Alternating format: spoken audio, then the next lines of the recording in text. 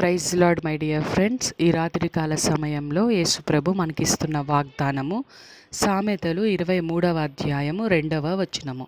నీవు తిండిబోతువైన ఎడల నీ గొంతుకు కత్తి పెట్టుకొనుము. ఆమేన్. యేసుప్రభు మనతో చెప్తున్నారు. సిస్టర్స్ అండ్ బ్రదర్స్, ప్రతిరోజు మీకు శ్రేష్టమైన ఆహారాన్ని ఇస్తున్నాను. ఈ శ్రేష్టమైన ఆహారాన్ని మీరు తృప్తిగా భుజించి నాకు కృతజ్ఞతాస్తుతులు చెల్లించండి. అంతే, చాలు. కానీ నా కడుపు ఇంకా నిండటం లేదేమిటి? నాకు అది తినాలనిపిస్తుంది, ఇది తినాలనిపిస్తుంది, ఎంత తిన్నా నాకు తృప్తిగా ఉండట్లేదు అనే మాటలు మీ నోటిలో రాకుండా చూసుకోండి. నేను ప్రతిరోజు శ్రేష్టమైన ఆహారాన్ని మీకు ఇస్తున్నాను, సరుకులను ఇస్తున్నాను. మంచిగా ఇంట్లో వండుకొని టేస్ట్గా మీరు తినండి.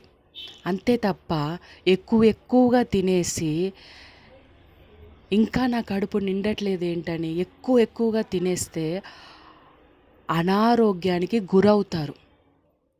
కాబట్టి తినే విషయంలో కంట్రోల్గా ఉండండి. గొంతుకి కత్తి పెట్టుకున్నప్పుడు మన ఆహారం లోనకు పోతుందా? పోదు. అలా మీరు ఫీల్ అవుతూ కంట్రోల్గా ఫుడ్ తినండి.